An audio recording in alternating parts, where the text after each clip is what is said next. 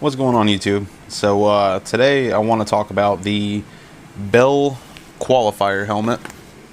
This guy right here. This is what I use daily on my bike.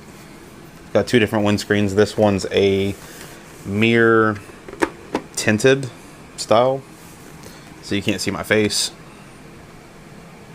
Yeah, so I wanted to kind of discuss this and tell you my thoughts on it.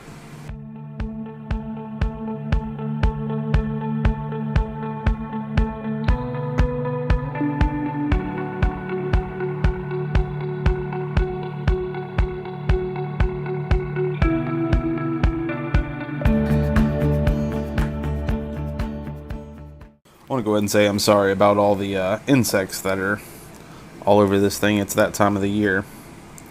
But yeah, so let's go ahead and jump in. This is the design of it. Got some GoPro mounts on it, so obviously, you know, if you purchase this, it's not going to have the GoPro mount. It's got your exit points to your vents. It is DOT approved. It is not Snell approved, so that's something to keep in mind if you're a Snell fanatic. From what I've gathered, basically by saying it's DOT approved and not Snell approved, I guess DOT kind of does lower speed, so lower mile per hour crash test with it, where Snell does more of like track. So if it's Snell approved, it's going to be for a higher speed and stuff like that.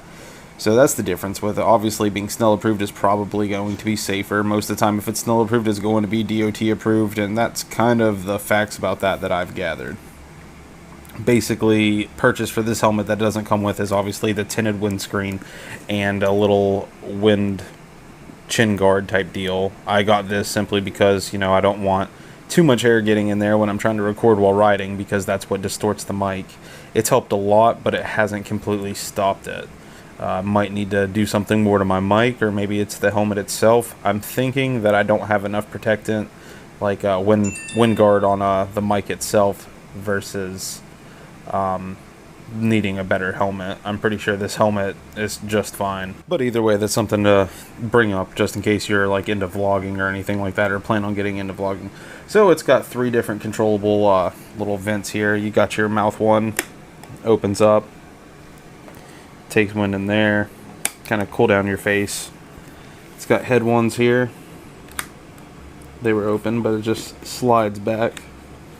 And you got the same one over here. And then the exit point so it can travel through, again, or on the back. It's pretty well padded inside, so I don't know how well you can see that, but that's kind of how the inside padding looks. From what I've gathered, I think the differences in the larges and the extra large are just more padding, so that's something to keep in mind. Now, I purchased the extra large, and at the time whenever I was trying it on at the dealership that I bought this at, it was pretty snug on my face. It wasn't super loose or anything, but I've noticed as it starts breaking in, it's getting looser and looser. So I might try to purchase the large's little inside liner here and see if it fits a little bit better. But that's definitely something to keep in mind when you're purchasing a helmet.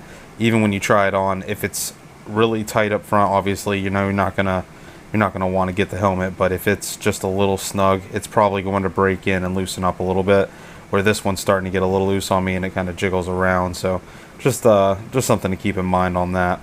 In another video, I'll also discuss like everything that I use for recording purposes and how I set that up inside my helmet, and also the wireless Bluetooth headset. I'll explain that on another video as well. This one is just simply going to be about the Bell qualifier itself and kind of my thoughts on it. That's kind of like the overview of it. It's not bad. I feel like the screen doesn't really seal all that great. It's not bad, but I haven't had any water or anything come inside of it. But I do notice that some wind noise does travel through that windscreen, so that is definitely something to keep in mind as well if you're gonna start vlogging or if you are already vlogging. It is a very comfortable helmet. It doesn't get overly hot. I've noticed that the vents do help during the summer days. Definitely does bring a breeze in and keeps you from like sweating too much. I've had some helmets that actually are just extremely hot. Whenever I'm driving on a sunny day or something, I pull my helmet off and my hair is soaked from sweat. This one has not been so bad yet. The highest temperature I've drove this with this helmet on is probably about 90-ish. I haven't had this helmet for the summer, like the full summer yet. We're kind of just in the introduction to it, so as far as that goes, with temperatures that get up closer to 100, that's going to be, you know, something I'll have to check in back on later. Swapping the visor on this isn't terrible either. It's pretty simple. So basically you just open it up. You got these little pull tabs right here. When you pull that, it releases this side. And same thing on that side. So pull that down and it releases. You take your new visor. So this is my nighttime visor, being that it's clear. That one's hard to see out at night. So just put it on here. And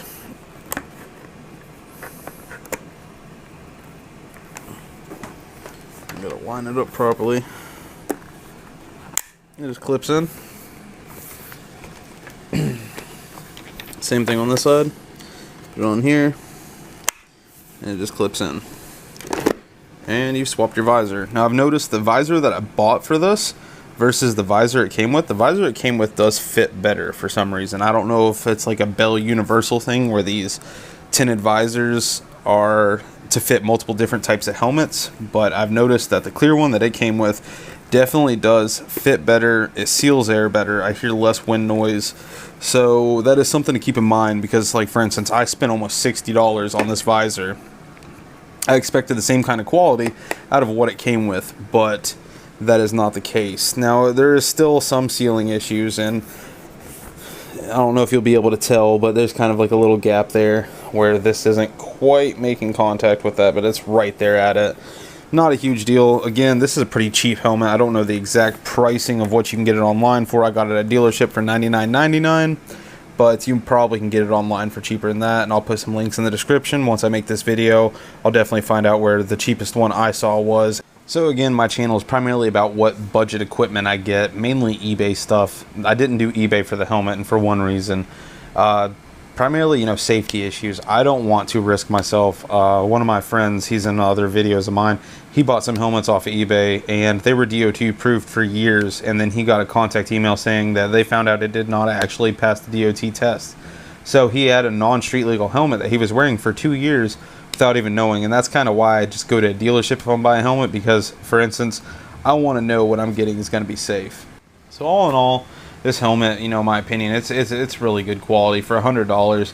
I've had other helmets that I've paid like 170, 200 bucks for. Scorpion, for instance, is one of the brands that I've bought some more expensive helmets from, and I feel like it's just as comfortable. I don't know about safety. Obviously, it's not Snell approved, so there's a good chance that if you're going 120 miles an hour and you hit your head on a tree, you're probably going to die. Now, if you're going 120 miles an hour and you hit your head on a tree, you probably shouldn't be a jackass. Just my opinion. But it's definitely, you know, a comfortable helmet. If you're just a daily rider and you ride pretty normal like I do, I'm pretty safe. You shouldn't run into any issues whatsoever. I will definitely show you guys in another video on how I install all of my like equipment, as far as being able to talk to others and stuff while I'm on the road, as well as, you know, what I do whenever I'm, you know, recording. Those will be two separate videos. I haven't quite figured out how I'm going to do the recording one yet, because how do I film this video if I'm filming how I set my camera up? I need a second camera. I do plan on getting a new camera soon, eventually, one day. I don't know. But as far as right now, that's kind of my thoughts on the Bell helmet. It's very comfortable. For $100, I definitely would recommend it. It's one of the more expensive things that I've done reviews on, just because I am all about budget and what you can do for the least amount of money. I'm all about saving money and what, you know, is safe and stuff, as far as, you know, things you can purchase. Now, obviously, I'm not going to go and do a review on a $15 helmet I got off of eBay, because at the end of the day, if you tripped whenever you were walking to your bike and hit your head, you'd probably end up with a concussion, just because the helmet's probably really cheap. So I'm not going to really be risking myself by buying things like that. But yeah, so as far as my budget videos go, this is the helmet that I wear. Good price point. The accessory cost as much as the helmet. The windscreen was literally $40 cheaper than the helmet itself. So I mean, obviously, if you're just going to go and you maybe put sunglasses inside your helmet or something like that, and you're a really budget person, $100 is around your limit on a helmet, the Bell Qualifier is certainly one that I would recommend. I hope you enjoyed the video, and you all have a nice day.